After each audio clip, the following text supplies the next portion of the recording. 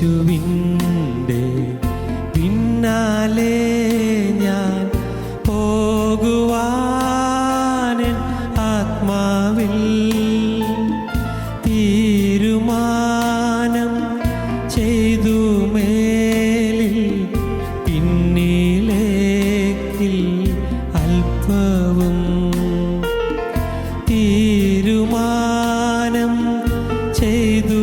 മേലിൽ പിന്നിലേക്കിൽ അല്പവും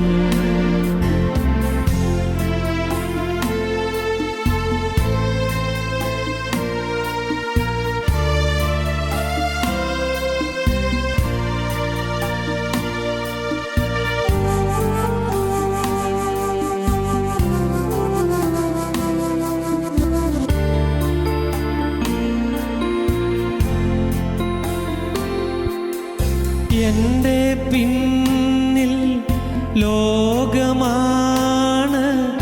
എൻ്റെ മുൻപിൽ ക്രൂശതും തീരുമാനം ചെയ്തു. മേലിൽ പിന്നിലേക്കിൽ അല്പവും എൻ്റെ പിന്നിൽ ലോകമാണ്, എൻ്റെ മുൻപിൽ ക്രൂശതും തീരുമാനം ചെയ്തു. മേലിൽ പിന്നിലേക്കിൽ അല്പവും യേശുവിൻ്റെ പിന്നാലെ ഞാൻ പോകുവാൻ ആത്മാവിൽ തീരുമാനം ചെയ്തു. മേലിൽ പിന്നിലേക്കിൽ അല്പവും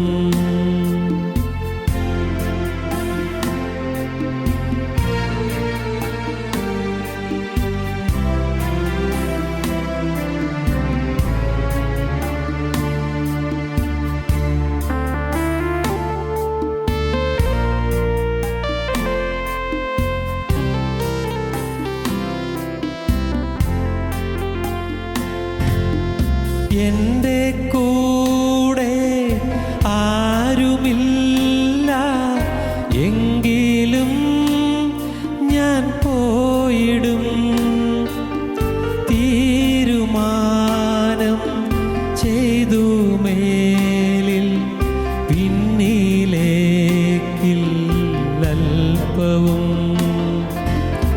എൻ്റെ കൂടെ ആരുമില്ല എങ്കിലും ഞാൻ പോയിടും. തീരുമാനം ചെയ്തു. മേലിൽ പിന്നിലേക്കിൽ അല്പവും യേശുവിൻ്റെ പിന്നാലെ ഞാൻ പോകുവാൻ ആത്മാവിൽ തീരുമാനം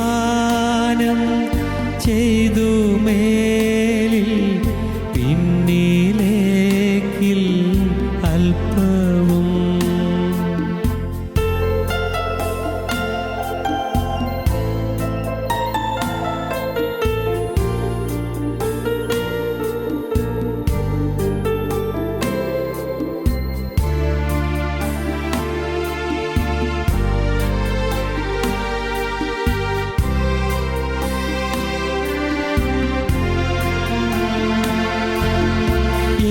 യേശുവിനെ മാത്രം നോക്കും, ബാക്കിയെല്ലാം മാറ്റിടും. തീരുമാനം ചെയ്തു. മേലിൽ പിന്നിലേക്കിൽ അല്പവും യേശുവിനെ മാത്രം നോക്കും, ബാക്കിയെല്ലാം മാറ്റിടും. തീരുമാനം ചെയ്തു മേലിൽ പിന്നിലേക്കില്ലൽപ്പവും യേശുവിൻ്റെ പിന്നാലെ ഞാൻ പോകുവാനെൻ ആത്മാവിൽ തീരുമാനം ചെയ്തു മേലിൽ പിന്നിലേക്കിൽ അല്പവും യേശുവിൻ്റെ പിന്നാലെ ഞാൻ പോകുവാനെൻ ആത്മാവിൽ തീരുമാനം ചെയ്തു മേലിൽ പിന്നിലേക്കിൽ അല്പവും തീരുമാനം ചെയ്തു മേലിൽ പിന്നിലേക്കിൽ അല്പവും. ഞങ്ങളും ക്രൂശിക്കപ്പെട്ട ക്രിസ്തുവിനെ പ്രസംഗിക്കുന്നു. ദൈവ തിരുനാമത്തിന് മഹത്വം ഉണ്ടാകട്ടെ. മത്തായിയുടെ സുവിശേഷം 16-ാം അധ്യായം 26-ാമത്തെ വാക്യം. ഒരു മനുഷ്യൻ സർവ്വ ലോകവും നേടിയിട്ടും തൻ്റെ ജീവനെ നഷ്ടപ്പെടുത്തിയാൽ അവന് എന്ത് പ്രയോജനം? അല്ല, തൻ്റെ ജീവനെ വീണ്ടുകൊള്ളുവാൻ മനുഷ്യൻ എന്ത് മറുവില കൊടുക്കും? ഒരു മനുഷ്യൻ സർവ്വലോകവും നേടിയിട്ടും തൻ്റെ ജീവനെ നഷ്ടപ്പെടുത്തിയാൽ അവൻ എന്ത് പ്രയോജനം? അല്ല, തൻ്റെ ജീവനെ വീണ്ടുകൊള്ളുവാൻ മനുഷ്യൻ എന്ത് മറുവില കൊടുക്കും? മത്തായിയുടെ സുവിശേഷം 6-ാം അധ്യായത്തിൽ കർത്താവിൻ്റെ ഗിരിപ്രഭാഷണത്തിൽ കർത്താവ് ഇപ്രകാരം പറയുന്നു: കള്ളന്മാർ തുരന്ന് മോഷ്ടിക്കുകയും പുഴുവും തുരുമ്പും കെടുക്കുകയും ചെയ്യുന്ന ഈ ഭൂമിയിൽ നിങ്ങൾ നിക്ഷേപം സ്വരൂപിക്കരുത്.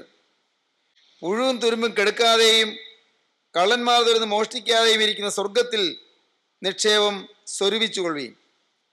പുഴുവും തുരുമ്പും കെടുക്കുകയും കള്ളന്മാർ തുരന്ന് മോഷ്ടിക്കുകയും ചെയ്യുന്ന ഈ ഭൂമിയിൽ നിങ്ങൾ നിക്ഷേപം സ്വരൂപിക്കരുത്. പുഴുവും തുരുമ്പും കെടുക്കാതെയും കള്ളന്മാർ തുരന്ന് മോഷ്ടിക്കാതെയും ഇരിക്കുന്ന സ്വർഗത്തിൽ നിക്ഷേപം സ്വരൂപിച്ചുകൊള്ളുകയും. യേശുക്രിസ്തുവിൻ്റെ തിരുവചനം ആത്മാവിൻ്റെ നിത്യ ജീവനെക്കുറിച്ച്, നിത്യ രക്ഷയെക്കുറിച്ച് പ്രസ്താവിക്കുകയും നമ്മെ ആ നിത്യരക്ഷയിലേക്ക് ആനയിക്കുവാൻ അധ്വാനിക്കുകയും ചെയ്യുന്നു. മരണത്തിന് ശേഷം ഒരു നിത്യതയുണ്ട്. നിത്യജീവൻ നമുക്ക് ലഭിച്ചില്ലെങ്കിൽ, നിത്യസ്വർഗം നമുക്ക് പ്രാപിക്കാൻ കഴിഞ്ഞില്ലെങ്കിൽ അത് ഒരിക്കലും നികത്താനാവാത്ത ഒരു നഷ്ടമായി പോകും. നിത്യത ദൈവരാജ്യത്തിൽ. നമ്മുടെ ഈ ശരീരം മണ്ണോട് മണ്ണ് ചേരും, മർത്യൻ പൊടിയിലേക്ക് മടങ്ങിച്ചേരും എന്ന് അഹരോന്റെ മരണസമയത്ത്, ശവസംസ്കാര സമയത്ത് അഹരോന്റെ ഇളയ സഹോദരനായ പ്രവാചക ശ്രേഷ്ഠനായ മോശ പാടുകയുണ്ടായി. മർത്യൻ പൊടിയിലേക്ക് തിരികെ ചേരും. എന്നാൽ ഈ മനുഷ്യൻ്റെ ഉള്ളിൽ ഒരാത്മാവുണ്ട്. മനുഷ്യൻ്റെ ഉള്ളിലുള്ളതായ ആത്മാവ് നിത്യസ്വർഗത്തിലെത്തിയില്ലെങ്കിൽ നിത്യത നരകത്തിൻ്റെ ഭീകര ദുരിതത്തിലായി പോകും, നിത്യദണ്ഡനത്തിലായി പോകും, നിത്യയാതനയായി പോകും. നിത്യമായ നരകം, നിത്യമായ യാതന, അത് നിത്യം എന്ന് പറയുമ്പോൾ, ഒരിക്കലും തീരാത്തതെന്ന് പറയുമ്പോൾ അതിൻ്റെ ഭയാനകത്വം പക്ഷേ നമുക്ക് ഓർക്കുവാനോ ഭാവനയിൽ കാണുവാനോ സാധിക്കണമെന്നില്ല.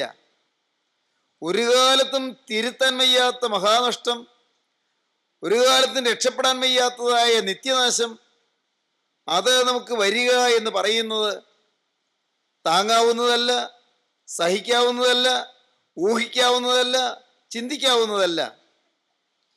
ആ ഭയാനകമായ അന്ത്യം നമുക്ക് വരാതിരിക്കാൻ നാം ആത്മാവിനു വേണ്ടി കരുതണം, ആത്മാവിനെ കുറിച്ച് ബോധമുള്ളവരായിരിക്കണം എന്ന് നമ്മുടെ കരുണയുള്ള കർത്താവ് അവിടുന്ന് നമ്മെ നിരന്തരം ഓർമ്മപ്പെടുത്തുന്നു.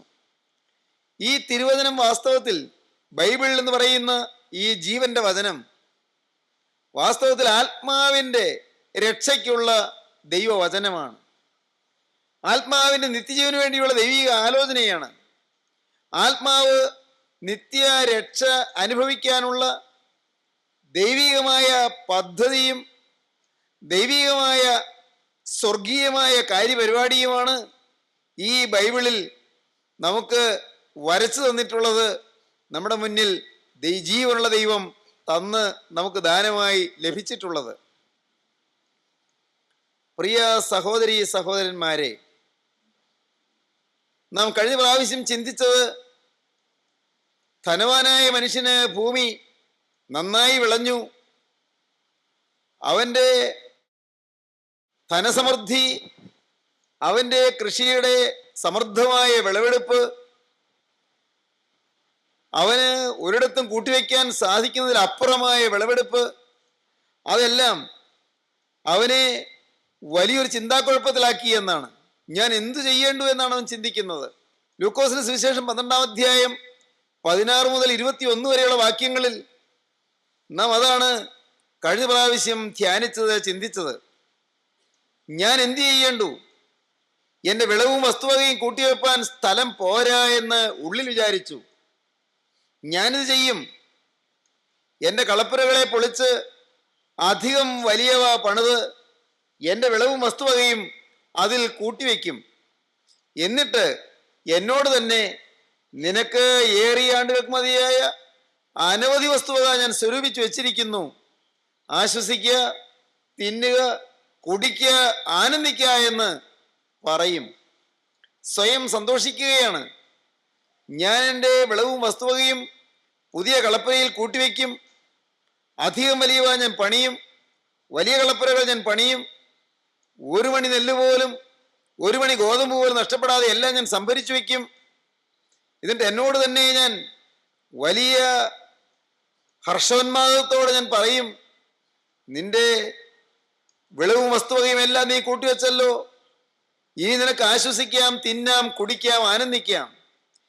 ഏറിയ ആണ്ടുകൾക്ക് മതിയായ അനവധി വസ്തുവക സ്വരൂപിച്ചു വെച്ചിരിക്കുന്നു. ഏറിയ ആണ്ടുകൾ, അനേകം വർഷങ്ങൾക്ക് വേണ്ടിയുള്ള അനവധി വസ്തുവക സ്വരൂപിച്ചു വെച്ചിരിക്കുന്നു. ഇനി ആശ്വസിക്കുക, തിന്നുക, കുടിക്കുക, ആനന്ദിക്കുക എന്ന് സ്വയം പറയുന്നു. പ്രിയപ്പെട്ടവരെ, എന്നാൽ അന്ന് ഇതെല്ലാം ചിന്തിച്ച്, ധ്യാനിച്ച്, രസിച്ച്, ഭാവനയിൽ കണ്ട്, ആമോദിച്ച്, പ്രമോദിച്ച്, സന്തോഷ ഉല്ലസിതനായി അവൻ കിടന്ന് ഉറങ്ങിക്കിടക്കുമ്പോൾ പെട്ടെന്ന് ഞെട്ടി എഴുന്നേറ്റു. കേൾക്കാം ഒരു ശബ്ദം, മൂഢ, ഈ രാത്രിയിൽ നിന്റെ പ്രാണനെ നിന്നോട് ചോദിക്കും, പിന്നെ നീ ഒരുക്കി വെച്ചത് ആർക്കാകും? അന്ന് രാത്രി അവൻ മരണത്തെ നേരിടുകയാണ്. ഈ രാത്രിയിൽ നിന്റെ പ്രാണനെ നിന്നോട് ചോദിച്ചാൽ എന്നല്ല ദൈവത്തിന്റെ വചനം പറയുന്നത്. ദൈവം പറഞ്ഞത്, ഈ രാത്രിയിൽ നിന്റെ പ്രാണനെ നിന്നോട് ചോദിക്കും, പിന്നെ നീ ഒരുക്കി വെച്ചത് ആർക്കാകും? പ്രിയമുള്ളവരെ, മരണത്തെ തീർത്തും അവിചാരിതമായി അവൻ അഭിമുഖീകരിക്കുകയാണ്. മരണത്തെ നേരിടേണ്ടി വരികയാണ്. അപ്രതീക്ഷിതമായി ജീവിതം മുഴുവൻ അവിടെ തീരുകയാണ്. ആ നിമിഷങ്ങൾ ഒടുവിലത്തെ നിമിഷങ്ങളാണ് ഈ ഭൂമിയിൽ. ശരീരത്തിൽ നിന്ന് പ്രാണൻ വിട്ടുപോകാൻ പോവുകയാണ്. മൂഢ, വിഡ്ഢിയായ മനുഷ്യ, ഈ രാത്രിയിൽ നിന്റെ പ്രാണനെ നിന്നോട് ചോദിക്കും, പിന്നെ നീ ഒരുക്കി വെച്ചത് ആർക്കാകും? ഈ ഉപമാകർത്താവ് പറഞ്ഞിട്ട് പിന്നെ പറയുന്നു, ദൈവവിഷയമായി സമ്പന്നാകാതെ തനിക്ക് തന്നെ നിക്ഷേപിക്കുന്നവന്റെ കാര്യം ഇങ്ങനെയാകുന്നു. സഹോദരങ്ങളെ, അവനെ ദൈവം മൂഢായി വിളിച്ചത് എന്തുകൊണ്ട് എന്ന് ഒരു കാര്യം കഴിഞ്ഞ ദിവസം നാം ചിന്തിച്ചു. ഒന്ന്, he was not God conscious, he was not conscious of God. അവൻ ദൈവത്തെക്കുറിച്ച് വിചാരമുള്ളവനായിരുന്നില്ല. അവൻ തന്നെക്കുറിച്ചുള്ള വിചാരമേ അവനുള്ളൂ. ഒരു ദൈവം ഉണ്ടെന്നോ, ദൈവം തന്നുവെന്നോ, ദൈവം എന്നെ അനുഗ്രഹിച്ചുവെന്നോ, എനിക്ക് ആഹാരത്തിന് മുട്ടില്ലാതെ ദൈവം കാത്തുവെന്നോ ഒരു ചിന്തയും അവന് വരുന്നില്ല. ദൈവം അവന് ചിന്താവിഷയത്തിലില്ല. എന്നാൽ അവൻ ഈ ലോകത്തിൻ്റെ ധനത്തിലും സമൃദ്ധിയിലും സന്തോഷത്തിലും അവൻ പ്രശംസിക്കുകയും പുകഴുകയും ആനന്ദിക്കുകയും ആഹ്ലാദിക്കുകയും ചെയ്തുകൊണ്ടിരിക്കുകയാണ്. പല പദ്ധതികളും അവൻ ആസൂത്രണം ചെയ്യുകയാണ്. അതെല്ലാം നടപ്പിൽ വരുത്തുമോ ഇല്ലയോ എന്ന് പോലും അവൻ അറിയുന്നില്ല. യാക്കോബിന്റെ ലേഖനം 4-ാം അധ്യായത്തിൽ ഒടുവിലത്തെ ഭാഗത്ത് നാം കാണും, ഇന്നോ നാളെയോ ഞങ്ങൾ ഇന്ന പട്ടണത്തിൽ പോയി വ്യാപാരം ചെയ്ത് ലാഭം ഉണ്ടാക്കുമെന്ന് പറയുന്നവരെ കേൾപ്പീൻ, നാളത്തേത് നിങ്ങൾ അറിയുന്നില്ലല്ലോ. ഇന്നോ നാളെയോ ഞങ്ങൾ ഇന്ന പട്ടണത്തിൽ പോയി വ്യാപാരം ചെയ്ത് ലാഭം ഉണ്ടാക്കുമെന്ന് പറയുന്നവരെ കേൾപ്പീൻ, നാളത്തേത് നിങ്ങൾ അറിയുന്നില്ലല്ലോ. വിജ്ഞാനിയായ ശലോമോൻ സദൃശവാക്യങ്ങളിൽ പറയും, നാളത്തെ ദിവസം ചൊല്ലി പ്രശംസിക്കരുത്. നാളെ എന്തെല്ലാം സംഭവിക്കുമെന്ന് ആർക്കറിയാം? നാളത്തെ ദിവസം ചൊല്ലി പ്രശംസിക്കരുത്. സഹോദരങ്ങളെ, ഈ മനുഷ്യൻ ദൈവബോധമുള്ളവനായിരുന്നില്ല. ദൈവം അവനെ മൂഢ എന്നാണ് വിളിച്ചത്. രണ്ടാമത്തെ കാര്യം, he was not soul conscious. He was not conscious of his soul. അവൻ്റെ ദേഹിയെക്കുറിച്ച് ഒരു ചിന്തയുണ്ടായിരുന്നില്ല. കൃത്യമായി പറയട്ടെ, അവൻ്റെ ദേഹത്തെക്കുറിച്ചും ഭൗതിക ജീവിതത്തെക്കുറിച്ചും മാത്രമേ അവൻ ചിന്തിച്ചുള്ളൂ. അവൻ ധനം സമ്പാദിക്കുന്നതും അവൻ സമൃദ്ധിയിൽ കഴിയുന്നതും പുകഴുന്നതും എല്ലാം ഈ ലോകത്തിലെ കാര്യങ്ങൾക്ക് വേണ്ടി മാത്രമേ അവൻ്റെ ചിന്താമണ്ഡലത്തിലുള്ളൂ.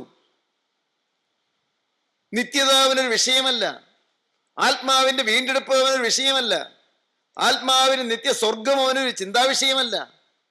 നിത്യജീവൻ, അതിനെക്കുറിച്ച് അവൻ ചിന്തിക്കുന്നില്ല. നിങ്ങളുടെ ജീവൻ എങ്ങനെയുള്ളത് എന്ന് നമ്മുടെ കർത്താവിന് തിരുവചനം പറയുന്നു. ഇപ്പോൾ കാണുന്നതും പിന്നെ മറഞ്ഞു പോകുന്നതുമായ ആവിയല്ലോ. ഇപ്പോൾ കാണുന്നു, പിന്നെ ഈ ആവി അങ്ങ് മറഞ്ഞു പോകുന്നു. ക്ഷണനേരത്തേക്കുള്ള ഒരു ജീവിതം വളരെ ക്ഷണികവും നശ്വരവും വളരെ ഭൗതികമായ താൽക്കാലികത്വവും നിറഞ്ഞ ജീവിതം, താൽക്കാലിക ജീവിതം. എന്നാൽ നിങ്ങളുടെ ജീവൻ എങ്ങനെയുള്ളത്? ഇപ്പോൾ കാണുന്നതും പിന്നെ മറഞ്ഞു പോകുന്നതുമായ ആവിയല്ലോ. ആത്മാവിന്റെ കാര്യം ചിന്തിക്കുക. അതാണ് വിശുദ്ധ മത്തായിയുടെ സുവിശേഷം 10-ാം അധ്യായത്തിന്റെ 28-ാം വാക്യത്തിൽ പറയുന്നത്, ദേഹിയെ കൊല്ലുവാൻ കഴിയാതെ ദേഹത്തെ കൊല്ലുന്നവരെ ഭയപ്പെടേണ്ട, ദേഹിയെയും ദേഹത്തെയും നരകത്തിൽ നശിപ്പിക്കാൻ കഴിയുന്നവനെ തന്നെ ഭയപ്പെടുവീൻ. ദേഹിയെ കൊല്ലുവാൻ കഴിയാതെ ദേഹത്തെ കൊല്ലുന്നവരെ ഭയപ്പെടേണ്ട, ദേഹിയെയും ദേഹത്തെയും നരകത്തിൽ നശിപ്പിക്കാൻ കഴിയുന്നവനെ തന്നെ ഭയപ്പെടുവീൻ. ഇംഗ്ലീഷ് ബൈബിളിൽ നാം ഇങ്ങനെയാണ് വായിക്കുന്നത്, don't be afraid of those who want to kill you, they can only kill your body. അവർക്ക് നിങ്ങളുടെ ശരീരം മാത്രമേ കൊല്ലുവാൻ സാധിക്കുകയുള്ളൂ, അവരെ ഭയപ്പെടേണ്ട. They cannot touch your soul, നിങ്ങളുടെ ദേഹിയെ തൊടാൻ അവർക്ക് സാധ്യമല്ല. ഫിയർ ഓൺലി ഗോഡ്, ദൈവത്തെ മാത്രം ഭയപ്പെടുവീൻ. Who can destroy both soul and body in hell. ആ ദൈവത്തിന് നിങ്ങളുടെ ദേഹിയെയും ശരീരത്തെയും നരകത്തിൽ തള്ളിയിടുവാൻ കഴിയും. നിങ്ങൾക്ക് ഒരു നിത്യതയുണ്ട്. നിങ്ങൾ നിങ്ങളുടെ ആത്മാവിന്റെ കാര്യം കരുതണം. നിങ്ങളുടെ ദേഹി, നിങ്ങളുടെ സോൾ അത് നിത്യതയിൽ എത്തിയില്ലെങ്കിൽ നഷ്ടം. അതാണ് ദൈവത്തിന്റെ പരിശുദ്ധാത്മാവിടെ ഈ തിരുവചനത്തിൽ കൂടി നമുക്ക് തരുന്നത്. മത്തായിയുടെ സുവിശേഷം 6-ാം അധ്യായത്തിന്റെ 19-ാം വാക്യം മുതൽ ഇംഗ്ലീഷ് ബൈബിളിൽ ഇങ്ങനെ കാണും, don't store up treasures here on earth. ഇവിടെ നിങ്ങൾ സമ്പത്ത് സമാഹരിച്ചു വെക്കേണ്ട ഈ ഭൂമിയിൽ, where they can be eaten by moth and get rusty. പുഴുക്കളും തുരുമ്പും നശിപ്പിക്കുകയും തീർത്തു കളയുകയും ചെയ്യുന്ന ഈ ഭൂമിയിൽ നിങ്ങൾ നിക്ഷേപം സ്വരൂപിച്ചു വെക്കരുത്. And where thieves break in and steal.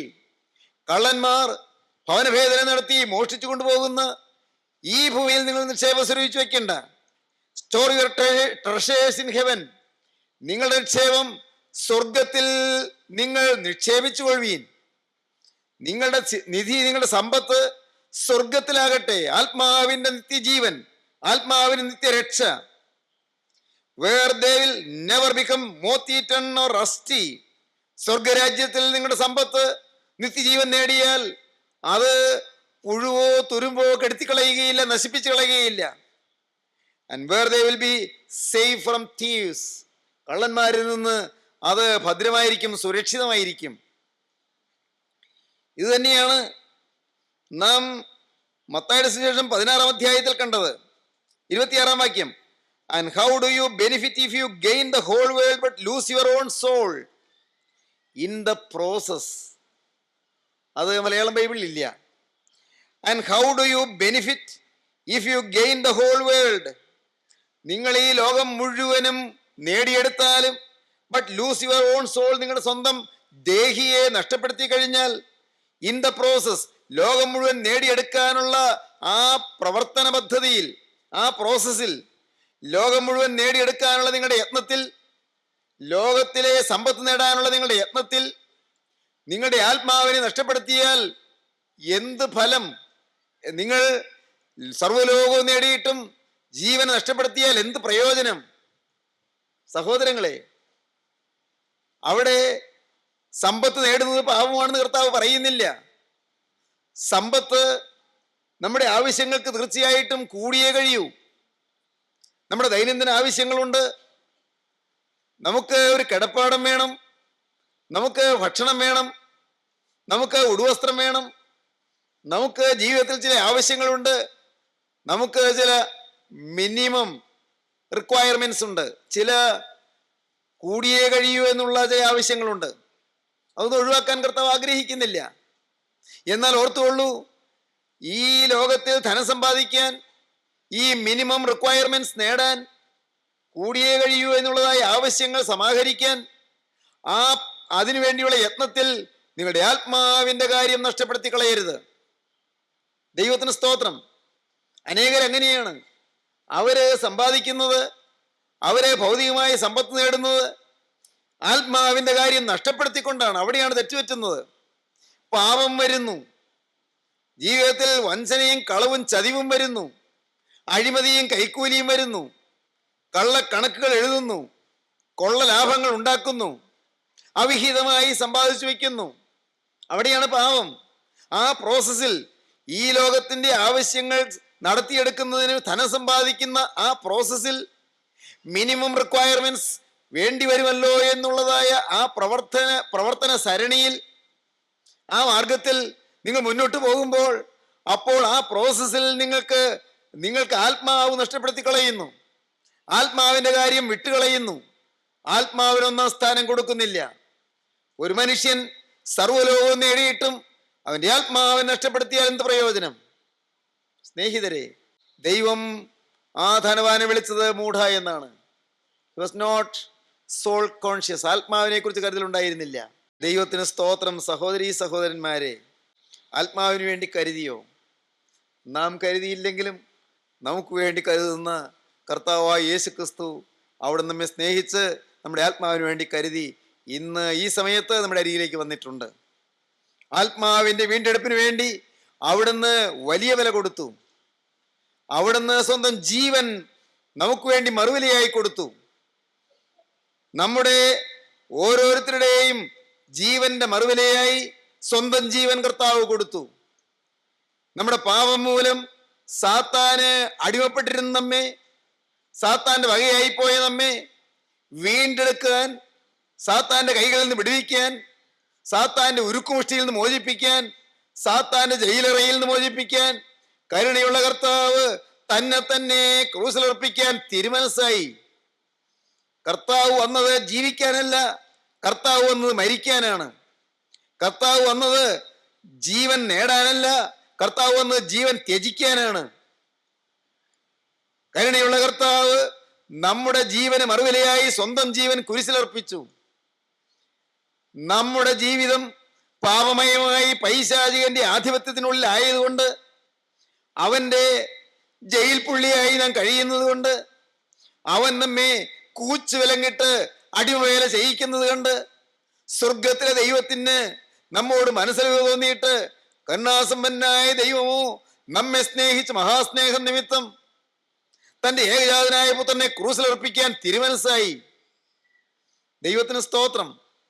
ആത്മാവിന്റെ വീണ്ടെടുപ്പിന് വേണ്ടി ദൈവം കൊടുത്ത മറുവില തന്റെ ഏകജാതനായ തിരുക്കുമാരന്റെ ജീവരക്തമാണ്.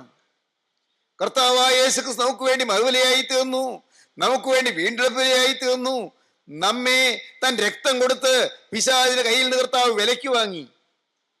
സഹോദരങ്ങളെ, ഇതെല്ലാം താത്വികമായി ചിന്ത കൊണ്ട് അവസാനിപ്പിക്കേണ്ടതല്ല. ഇന്ന് ഇത് കേട്ടുകൊണ്ടിരിക്കുമ്പോൾ നിങ്ങൾ ഇത് അനുഭവിക്കേണ്ടതാണ്. കർത്താവേ, എനിക്ക് പകരമായി നീ ക്രൂസിൽ മരിച്ചതിനാൽ ഇന്നു മുതൽ ഞാൻ നിനക്ക് വേണ്ടിയാണ് ജീവിക്കാൻ പോകുന്നത്. ഇന്നു മുതൽ എൻ്റെ ജീവിതം നാഥ നിനക്ക് വേണ്ടിയാണ്. ഇതുവരെ പിശാചിന് യുക്തമായ രീതിയിൽ അവൻ എന്നെ പന്താടിക്കൊണ്ട് നടന്നു, അവൻ എന്നെ പാവ കളിപ്പിച്ചുകൊണ്ട് നടന്നു, എന്നെ കൊണ്ടെല്ലാ തിന്മയും ഹീനകൃത്യങ്ങളും അവൻ ചെയ്യിച്ചു. ഒരിക്കലും ഒരു മനുഷ്യൻ ചിന്തിക്കാൻ പാടില്ലാത്ത വിധത്തിലുള്ളതായ ഹീനകർമ്മങ്ങൾ, മ്ലേച്ഛമായ പ്രവൃത്തികൾ എന്നെ കൊണ്ട് അവൻ ചെയ്യിച്ചു. എൻ്റെ കർത്താവേ, എന്നാൽ ഇന്നിപ്പോൾ ഞാൻ പൈശാചിക ശക്തിയോട് എന്നേക്കുമായി യാത്ര പറഞ്ഞ് നാഥ എനിക്ക് വേണ്ടി ക്രൂസിൽ വെച്ച രക്ഷകനെ എൻ്റെ നാഥനും കർത്താവുമായി ഞാൻ ഹൃദയത്തിലേക്ക് സ്വീകരിക്കുന്നു. ഈ തീരുമാനം നിങ്ങൾക്ക് വരുമ്പോൾ ജീവനുള്ള ക്രിസ്തു നിങ്ങളുടെ ഹൃദയത്തിലേക്ക് എഴുന്നള്ളി വരും. അവന്റെ തിരുരക്തത്തിന്റെ മുദ്ര നിങ്ങളുടെ നെറ്റിമേൽ ചാർത്തിത്തരും. അവന്റെ തൃക്കരം നിങ്ങളുടെ ശിരസിൽ വെച്ചു തരും. അവന്റെ പരിശുദ്ധാത്മാവ് പ്രാവ് പോലെ ചിറകടിച്ച് പറന്നു വന്ന് നിങ്ങളുടെ തലമേൽ പൊരുന്നിയിരിക്കും. ഇന്ന് ഈ സമയത്ത് ദൈവത്തിന്റെ കൃപ നിങ്ങളെ സന്ധിക്കും. ദൈവത്തിന്റെ കരുണ വന്ന് നിങ്ങളെ പൊതിയും. ദൈവത്തിന്റെ ആ പരിശുദ്ധ തിരുരക്തം നിങ്ങളെ കഴുകും. നിങ്ങളുടെ കഴിഞ്ഞകാല പാവങ്ങളെല്ലാം മായ്ച്ചു തരും. ഒന്നേ വേണ്ടൂ, വേറൊന്നും വേണ്ട. പോക, ഇനി പാപം ചെയ്യരുത്. മോനെ പോക, ഇനി പാപം ചെയ്യരുത്. മോളെ പോക, ഇനി പാപം ചെയ്യരുത്. യേശുക്രിസ്തു നമുക്ക് വേണ്ടി ക്രൂസിൽ മരിച്ചു എന്ന് വിശ്വസിക്കുന്നു എങ്കിൽ, അത് സാക്ഷാത്തായ വിശ്വാസമാകുന്നുവെങ്കിൽ ഇന്നു മുതൽ നാം പുതിയ ജീവിതം നയിക്കും. അതിനുവേണ്ടി ദൈവത്തിന്റെ കൃപ നിങ്ങൾ മാടി വിളിക്കുകയാണ്. ഓരോരുത്തരും ക്രൂശിൻ ചുവട്ടിലേക്ക് ഓടി അണയുവീൻ. ശരീരം അനങ്ങണ്ട, എന്നാൽ നിങ്ങളുടെ ഹൃദയം ഓടി അണയുവീൻ, നിങ്ങളുടെ ബോധമനസ്സ് ഓടി അണയുവീൻ. ക്രിസ്തുവിന്റെ ക്രൂശിൽ നിങ്ങൾ മുട്ടുമടക്കുവീൻ. യേശുവിനോട് പറയുവീൻ, നാഥ ഇന്നു മുതൽ ഞാൻ നിന്റെ വക. യേശുവേ, നീ എനിക്ക് വേണ്ടി ക്രൂശിൽ മരിച്ചതിനാൽ ഇന്നു മുതൽ ഞാൻ നിന്റെ വക. നിങ്ങൾ യേശുവിനോട് വാക്ക് പറയുവീൻ. ആത്മാവിന് വേണ്ടി കരുതുവീൻ, ആത്മാവിന്റെ വഴിയെ നടപ്പീൻ, ആത്മാവിന് വേണ്ടി ഒരുങ്ങുവീൻ. പരിശുദ്ധാത്മാവ് നിങ്ങളുടെ ഹൃദയത്തിലേക്ക് എഴുന്നള്ളി വന്ന് നിങ്ങൾ ആവസിപ്പാനായി നിങ്ങൾ തന്നെ സമർപ്പിപ്പീൻ. നമുക്ക് പ്രാർത്ഥിക്കാം. കരുണയുള്ള കർത്താവേ, ജീവനുള്ള ദൈവമേ, ഈ അതിമനോഹരമായ സമയത്തിന് വേണ്ടി ഞങ്ങൾ നിന്നെ സ്തുതിക്കുന്നു. കർത്താവേ, ഞങ്ങളുടെ ജീവിതത്തിൽ എത്രയോ നാളുകൾ സാത്താന്റെ വലയിൽ ഞങ്ങൾ കുടുങ്ങിക്കിടന്നു. എത്രയോ വർഷങ്ങൾ ഞങ്ങൾ ബോധമില്ലാത്തവരെ പോലെ ഞങ്ങൾ ജീവിച്ചു, ഞങ്ങൾ നടന്നു, ഞങ്ങൾ സഞ്ചരിച്ചു, ഞങ്ങൾ പ്രവർത്തിച്ചു, ഞങ്ങൾ പെരുമാറി, ഞങ്ങൾ സംസാരിച്ചു. ദാദാ, ഞങ്ങളുടെ ജീവിതത്തിലെ തിന്മകൾ ഞങ്ങളുടെ മേൽ കണക്കിടരുതേ. ഞങ്ങളുടെ അകൃത്യങ്ങൾ ഞങ്ങളോട് ഓർക്കരുതേ. ഈ വചനം കേട്ട് എല്ലാവരെയും തൃക്കരം വെച്ച് ആശീർവദിക്കണമേ, കഴുകണമേ. യേശുവേ, അവിടുത്തെ തിരുരക്തത്താൽ കഴുകണമേ, വിശുദ്ധീകരിക്കണമേ, പുതിയ ജീവിതം നൽകണമേ. ഇന്ന് മുതൽ പുതിയ സൃഷ്ടിയായി ജീവിപ്പാനുള്ള നൽവരം നൽകണമേ. തിരുനാമം മഹത്വപ്പെടുത്തണമേ. യേശുക്രിസ്തുവിന്റെ പരിശുദ്ധമായ നാമത്തിൽ തന്നെ.